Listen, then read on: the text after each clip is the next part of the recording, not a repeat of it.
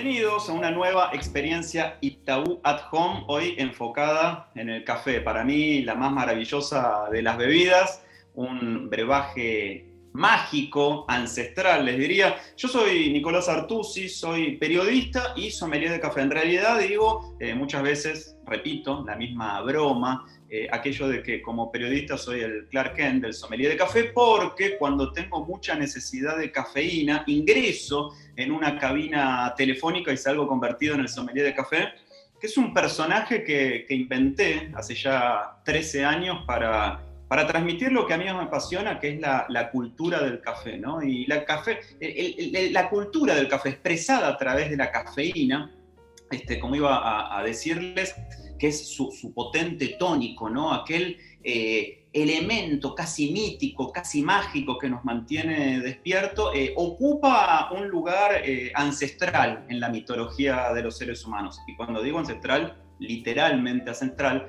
porque el café, para mí, es la bebida de los viajes. Y estamos en una época en la cual estamos confinados, con muchísimas dificultades para viajar. Así que con la cafeína nos transportamos al año 800, que es en el remoto norte de África, el momento y el lugar en el que apareció el café por primera vez. Y como todo tiene una fundación mítica, como todo tiene una leyenda, ¿no? El café apareció en el norte de África, en lo que se conoce como el Cuerno de África, que es una región que está en el noreste del continente, ahí donde tiene el continente africano orillas con el Mar Rojo. Ahí mismo, del lado de África, está Etiopía. Etiopía, que es un país que en ese entonces, en el año 800, se llamaba Abisinia, y que del otro lado del Mar Rojo, ya del lado de Medio Oriente, o sea, en el continente asiático, en la región del Oriente cercano, como dicen en Europa, está lo que hoy es Arabia Saudita y Yemen. En ese lugar, digo, se me ocurre ahora, no casualmente el mismo lugar donde nació la humanidad, hace muchos millones de años, podemos decir que nació el café, o por lo menos que se descubrió gracias a esta leyenda que involucra a un pastor que también era poeta y que se llamaba Caldi, Caldi con K. Tal vez si ustedes tuvieron la oportunidad de viajar, se encontraron en algunos lugares del mundo con un montón de cafeterías que se llaman Caldi, justamente, o marcas de café que se llaman Caldi, y que le rinden tributo a este pastor y a este poeta que de alguna manera un poco accidentada descubrió el café. Y digo accidentada porque este pastor llevaba a sus cabras, y las cabras son animales alegóricos, icónicos, representativos del mundo del café, llevaba a sus cabras a pastar ahí a los montes, entre los arbustos, en las alturas de Abisinia, hoy Etiopía, hasta que una tarde descubrió que cuando ya estaba cayendo el sol, las cabras no volvían, como solía suceder, y él subió al monte a buscarlas y se encontró con un espectáculo bastante singular. Las cabras, que por lo general eran mansitas y muy tranquilas, estaban súper estimuladas, excitadas, dándose cornazos unas con otras, corriendo locamente por la región. Y entonces lo primero que temió Caldi, después de descubrir que habían estado comiendo y mordisqueando unos arbustos que estaban por ahí cerca, lo primero que temió fue que las cabras pudieran estar envenenadas. Entonces juntó a su rebaño, se lo llevó nuevamente abajo del monte, pasaron la noche y no solo no murieron porque no estaban envenenadas las cabras, sino que estuvieron casi toda la noche hiperestimuladas, sin dormir, con los ojos abiertos como platos. Al día siguiente, Caldi volvió a llevar el rebaño de las cabras a esa altura de Etiopía y las cabras repitieron el proceso, fueron a comer del mismo arbusto, de nuevo se dieron cornazos unas a otras, anduvieron a los cabezazos, corriendo locamente entre sí, y finalmente Caldi, que además de pastor, como decíamos, era poeta, por lo cual era un hombre con muchísima imaginación, dijo: aquí debe estar el secreto de todo. Juntó algunas hojas, algunas flores y algunas frutas de esos arbustos y las llevó a un monasterio que había ahí abajo y donde él paraba, ¿no? Pensando que ese podía ser el origen de la excitación de las cabras. Y ese era. Cuando llegó al monasterio, los monjes probaron el fruto, la pulpa, les pareció amargo, con poco gusto, casi les diría hasta desagradable, y lo desecharon, dijeron: esto no tiene ningún valor, y lo tiraron al fuego. Y al momento de tirarlo al fuego, la pulpa del fruto del arbusto, empezó a despegarse y a desprenderse de la semilla. La semilla se transformó gracias a la acción del tostado en el grano de café, casi tal cual como nosotros lo conocemos, y empezó a emanar ese olor característico que para algunas personas, entre las cuales me encuentro, naturalmente es el mejor aroma del mundo. El aroma del café, recién tostado o recién molido o recién preparado, como es este caso. Y la leyenda de la Fundación Mítica del Café habla entonces de ese descubrimiento, un tanto fortuito, porque fue una eureka el que enfrentó el pastor Caldi ahí en Etiopía, en Abisinia, en el año 800. Y al principio también les decía, primero la cafeína es el componente principal del café, no un alcaloide, un estimulante del sistema nervioso central, que se presenta de manera espontánea en la naturaleza y que además está presente en otras bebidas, como otros estimulantes que terminan con ina, cafeína, mateína, teobromina, guaranina presente en el guaraná, pero la cuestión es que la cafeína justamente es un estimulante del sistema nervioso, como les decía, que tiene la potestad de llegar muy rápido al cerebro, de generar un efecto anti-insomnio, de alerta, de atención, de estimulación de los sentidos en muy poco tiempo, en 15 minutos, y que tiene un efecto que perdura en el organismo hasta por 4 horas. Ese es el motivo por el cual a muchas personas con problemas para dormir se les dice, ojo, tome su último café del día a eso de las 6 de la tarde. En aquel entonces, en el año 800, en Etiopía, ese era un lugar donde había muchísimos monasterios sufíes. El sufismo es la rama más filosófica y más mística del Islam.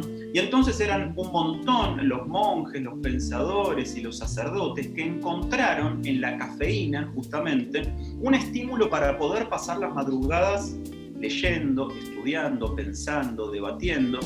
En aquel entonces, y ustedes sabrán que el Corán prohíbe el consumo de sustancias alcohólicas entre los fieles musulmanes, al café se le decía el vino árabe, porque era una bebida que estaba de alguna manera fermentada o intervenida, pero que a diferencia del vino podían consumir libremente árabes, turcos, sufíes y todas las expresiones del Islam de la época sin violar los preceptos del profeta. Y en el mundo de aquel entonces, ese mundo conocido alrededor del Mar Rojo, alrededor del Mar Egeo, alrededor del Mar Mediterráneo, lo que se consideraba la modernidad, ¿no? Y la centralidad del mundo, empezó a conocerse el café por aquel entonces como el vino árabe. Y así llegó a Europa, y ese es el motivo por el cual me gusta mucho decir que en esta época donde no podemos viajar, el café es una manera de viajar aunque estemos sentados y aunque estemos mirando el mundo desde la mesa de un bar detrás del vidrio, de una vidriera, ¿no? Porque el café, que durante 800 años fue el consumo principal de los islámicos, llegó a Europa y lo hizo a través del puerto principal que Europa tenía en aquella época, que era Venecia. Cuando el café llegó a Venecia en el año 1600, enseguida se conoció como la gran cosa nueva. Los comerciantes venecianos no tardaron en identificar las mismas bondades, los mismos beneficios que los islámicos habían descubierto antes, que es una bebida espiritualmente intensa, estimulante intelectualmente, que te despierta, que te acelera, que te pone en predisposición para el estudio, el trabajo, la conversación. Y empezó a popularizarse mucho el consumo de café en Europa gracias a las partidas que llegaban vía los turcos a través de Venecia. Pero empezó a popularizarse tanto el consumo del café alrededor del año 1600 en Europa que despertó la preocupación de las autoridades eclesiásticas, ¿no? Estamos hablando de la época de la Inquisición y la Santa Iglesia Católica en ese momento empezó a ver con preocupación cómo esa bebida, a la que algunos empezaron a llamar la bebida del diablo, se hacía cada vez más popular. ¿Por qué era la bebida del diablo? Porque es oscura, porque es caliente, porque es infiel, porque venía de territorios desconocidos que no estaban bautizados por la fe católica, sino que se consideraban casi barbáricos, y sobre todo porque justamente no se conocía bien cuál era su origen y cuál era su secreto.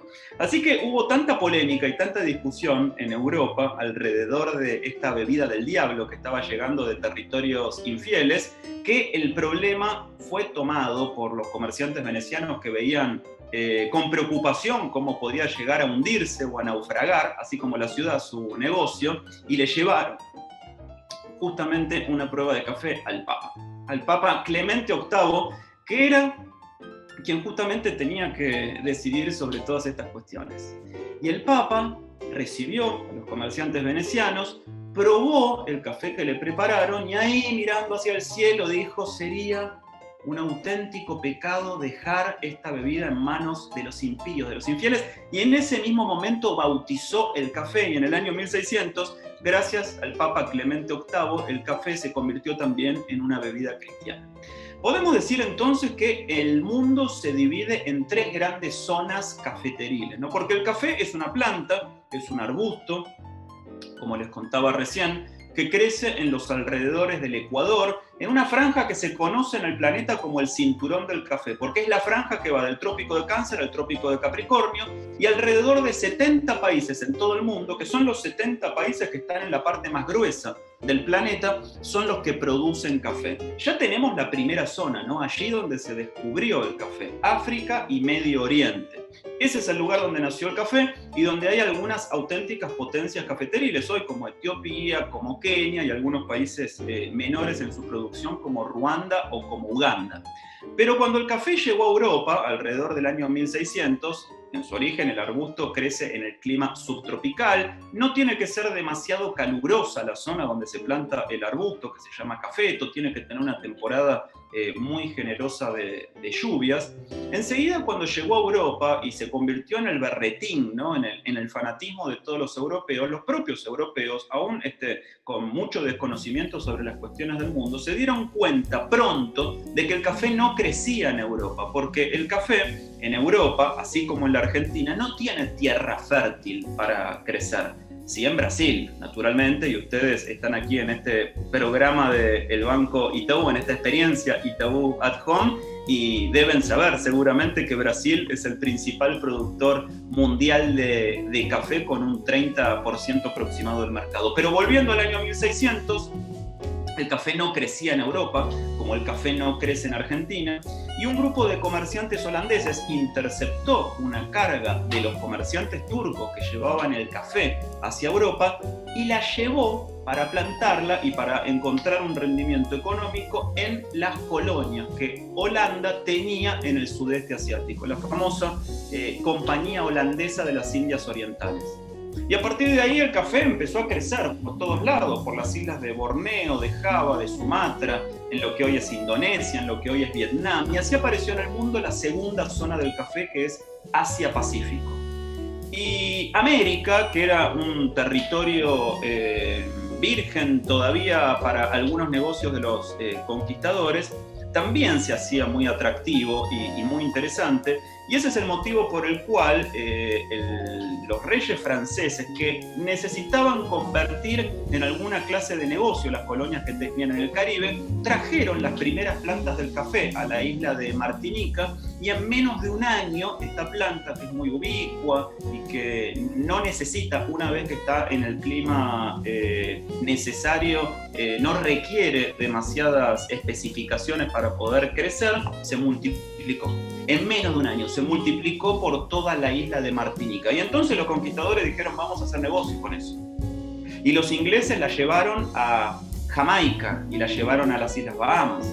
Y los españoles la llevaron, la planta del café, el cafeto, a Colombia y a Venezuela. Y los brasileños la recibieron de los portugueses. Y los holandeses la llevaron a las Guyanas. Y así sucesivamente las distintas colonias que había en el continente americano empezaron a poblarse de las plantas de café, y así nació la tercera zona del café, que es América, sobre todo el Caribe, ¿no? Que es una tierra fértil, y aquí en el sur del continente, Colombia y Brasil. Brasil, el gran campeón mundial no solo en el fútbol, sino también en el café. Aquí en América el café crece justamente entre los trópicos, el de Cáncer y el de Capricornio. Si ustedes se representan el mapa de nuestro continente, el café crece desde México, desde el centro de México, centro-sur, en la zona de Chiapas, hacia el sur, aproximadamente a la altura del norte de Bolivia. En el medio, entre los dos países, todo tiene café.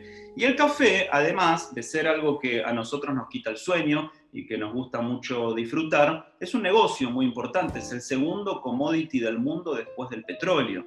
Y es la segunda bebida más consumida del mundo después del agua. Y hoy está protagonizando una verdadera revolución. Ustedes seguramente habrán recibido en sus casas distintas variedades de café para disfrutar, por ejemplo, Catuai, la Topacio de Brasil o la de Colombia, y van a poder apreciar distintos gustos, distintos aromas, distintas experiencias que en un ratito nada más un colega, Rodrigo Lampa, les va a transmitir. Pero sobre todo, esta revolución que está viviendo el café ha sido definida por algunas personas como una revolución parecida a la que vivió el vino en la década del 90, ¿no? De hecho, también, así como hace 1000 años se decía que el café era el vino árabe, ahora se suele decir que el café es el nuevo vino. Porque los que somos muy fanáticos del café estamos tratando de evangelizar en su consumo y en su cultura, y transformar un acto automático, irreflexivo, inconsciente, que es tomar café prácticamente como si uno tomara un vaso de agua, en todo lo contrario, en un acto de conciencia, aprender a disfrutarlo y a valorar de una forma completa la experiencia, poniendo en juego por lo menos 4 de los 5 sentidos, ¿no? Primero el olfato, después el gusto, la vista, finalmente el tacto. El café es una sustancia mítica y mágica, como lo documenta su historia, pero además es un potente gestor de comunidad, ¿no? El café es un producto que nace, como les decía, en unos 70 países del mundo, generalmente los países más pobres del planeta, los que están alrededor del Ecuador, y se consume en los países más ricos, sobre todo en los países del norte de Europa, los países nórdicos, Finlandia, Suecia, Dinamarca y Noruega, que son los campeones mundiales en consumo de café, con alrededor de 15 kilos de café por habitante por año, mientras que aquí en la Argentina consumimos alrededor de 1 kilo de café por habitante por año. Pero lo que está pasando en todo el mundo, que se conoce como la tercera ola del café, es este fenómeno que les cuento y que justamente tiene que ver con la valoración del café como el centro de la experiencia. Ustedes habrán visto en Buenos Aires o en otras grandes capitales del mundo pequeñas cafeterías de especialidad, así se llama, café de especialidad, el café que tiene cualidades diferentes a las del café a granel o a las del café que compramos en los supermercados, que son, como me gusta decir a mí, pequeñas cuevas, lugarcitos donde la máquina express ocupa un lugar primordial, donde se convierte prácticamente en la reina del sitio y donde siempre alrededor de la cafetera y alrededor del café hay organizada una conversación, un debate, un dilema, una charla. Ese es el motivo por el cual me gusta decir que el café es gestor de comunidad. Y allá en el año 800, cuando se descubrió en Etiopía o en Abisinia, si volvemos al principio de esta historia, justamente ya por aquel entonces se fundaron los primeros cafés que se llamaban Café Cané. Disculpen mi pronunciación en árabe antiguo, pero ¿qué eran eso? Eran lugares donde había grandes divanes, la gente se acostaba, los hombres, porque solo podían ir hombres, se acostaban en divanes para tomar café, ahí fumaban, conversaban, jugaban alguna cosa y sobre todo debatían, discutían los asuntos comerciales o los asuntos políticos. Se cree también que la Revolución Francesa nació en las mesas de una de las confiterías más célebres de París. La misma mesa donde cuando murió Voltaire, el gran pensador, que tomaba 80 cafés por día, y esto es un dato no menor, esa misma mesa donde él pidió ser velado. El velorio de Voltaire se hizo sobre la mesa de una cafetería porque era el lugar donde él decía que había pasado más horas de su vida y donde había alumbrado sus mejores ideas. Así que el café, definitivamente, que durante mucho tiempo fue una bebida casi invisible, porque lo tomábamos como nos lo sirvieran, sin pensar, apenas sentándonos en una confitería y haciendo este gesto universal, el del pocillo o el de la C de café. Nunca supe si esto es por el pocillo o por la C, y si yo no lo pude averiguar, les juro que me costó muchísimo, pero no encontré el dato. Esa bebida que fue prácticamente invisible siempre porque pasaba delante de nuestros ojos sin que le prestáramos atención, ahora se está convirtiendo en un auténtico fenómeno mundial. Y eso es la tercera ola del café. la revalorización del café, o la puesta en valor, mejor dicho, de una de las sustancias más místicas de la humanidad, aquella que alumbró la obra intelectual de los grandes pensadores y que para nosotros es un gusto cotidiano, un placer diario, porque podemos extender esa sensación de desayuno tardío de los fines de semana con cada café que vayamos a compartir. Hablando de compartir, nuestro colega Rodrigo Lampa tiene para enseñarles en muy poco tiempo y de una manera muy veloz y muy intuitiva cómo preparar café con la prensa francesa. El de Brasil es el café líder del mundo, pero hay más para descubrir, así que los invito a seguir en esta gran experiencia Itaú at Home preparando café, y en unos minutos nosotros nos reencontramos. Mientras tanto, yo termino el mío. Hola, buenas tardes, mi nombre es Rodrigo Lampa y hoy te voy a enseñar a preparar un buen café en tu casa. Dentro de los diferentes métodos de extracción que conocemos para preparar un buen café, como puede ser una cafetera express o una cafetera italiana, tenemos lo que es la prensa francesa. Esto lo van a estar recibiendo ustedes en un kit en su hogar y hoy yo les voy a enseñar cómo preparar un buen café. Algo muy importante que debemos tener en cuenta a la hora de preparar el café con la prensa francesa es previamente calentar la prensa con el agua misma que vamos a preparar el café, y también calentar la taza para que se mantenga durante más tiempo el sabor y el calor dentro de la misma. Una vez que ya calentamos la prensa francesa y la taza, por unos segundos vaciamos el agua y ya nos preparamos para ingresar el café y realizar la extracción. Una vez que obtenemos la molienda media gruesa, recuerden que ese punto de molienda es muy importante para este tipo de extracción. Ahora van a saber por qué. Preparamos cada 10 gramos de café son 100 mililitros de agua. Eso ustedes van a tener en cuenta cuántas tazas quieren preparar. Una vez que obtenemos la molienda, pasamos a verter el café dentro de la prensa.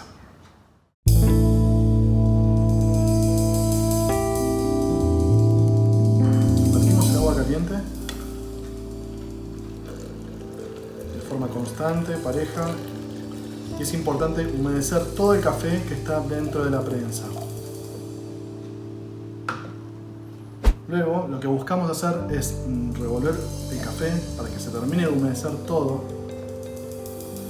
Revolvemos de manera constante y se va a empezar a formar una espuma en la parte superior. Ahora vamos a poner la tapa del émbolo y lo vamos a dejar reposar unos minutos. Luego de 2 minutos de haber reposado, para poder el café soltar toda su intensidad y aroma dentro de lo que es la prensa, pasamos a presionar el émbolo suavemente hacia abajo.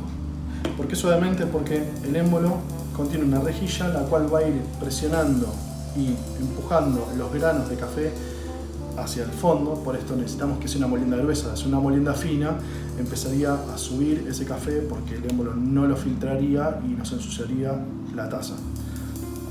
Comenzamos a bajar lentamente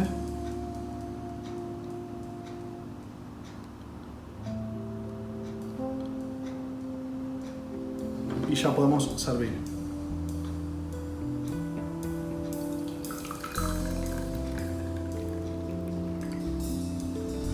Ahora vamos a hacer diferentes alternativas para poder preparar café con leche, el famoso cappuccino, con chocolate, o diferentes presentaciones para cuando reciban visitas poder agasajarlos de una manera profesional. Es importante también a la hora de preparar nuestro café con leche, cappuccino o la bebida que nos guste agregando leche, que la misma tenga un tenor graso alto. Por eso se recomienda para este tipo de preparaciones realizarlo con leche entera.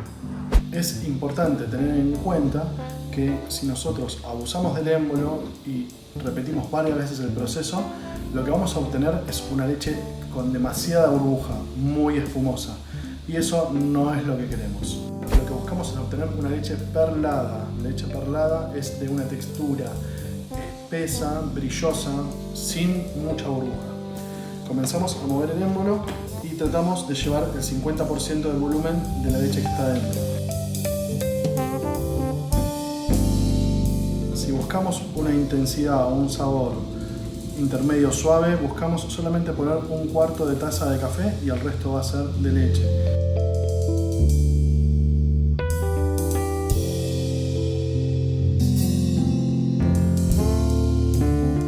en su kit van a recibir un gotero, el cual tiene chocolate líquido dentro, y un palillo o stick para poder dibujar dentro de lo que es la espuma de leche. Vamos a comenzar con la primera figura.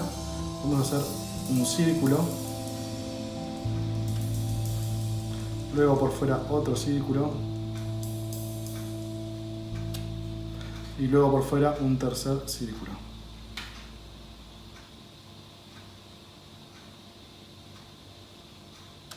Una vez cerrado esto, con el stick desde el centro, metemos dentro y llevamos a la punta, limpiamos, metemos al centro, llevamos a la otra punta.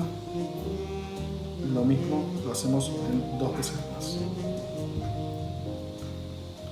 Ahora, haz desde afuera hacia el centro, mismo proceso. Una vez, 2 veces, 3 veces y la última, la cuarta vez. Cuando llegamos al centro final, damos una vuelta y redondeamos. Y acá obtenemos la primera figura de café. Pasamos a la siguiente figura. La siguiente figura vamos a hacer cruces de esta manera con el gotero.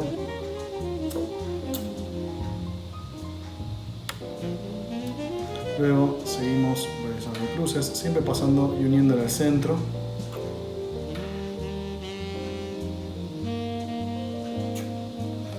Y ahora lo que hacemos con el stick, una vez que lo hundimos, ya no lo sacamos de la taza. Y desde el borde exterior vamos yendo al centro. Y levantamos. La tercera y última figura que pasamos a hacer son líneas rectas, una debajo de la otra, desde la punta de la taza atravesando. Esto lo pueden hacer con cualquier tipo de chocolate líquido que encuentren en el supermercado. Se busca como salsa de chocolate.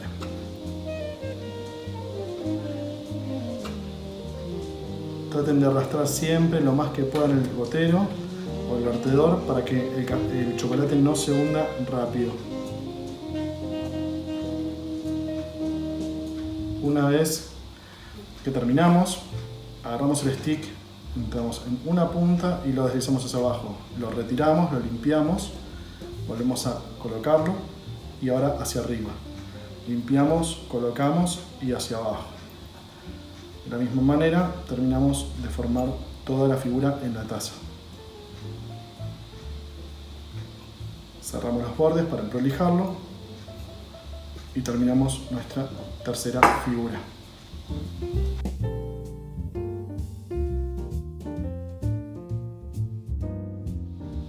Excelente. Dentro de lo que es el kit barista que recibimos en nuestro hogar, vamos a encontrar un stencil para poder realizar formas en el café y cacao dentro de lo que es un tubo de ensayo. ¿Cómo hacemos? Retiramos la tapa, la posamos sobre la estructura de la leche que acabamos de generar con nuestra prensa francesa y sin moverlo rociamos el cacao dentro de lo que es la taza.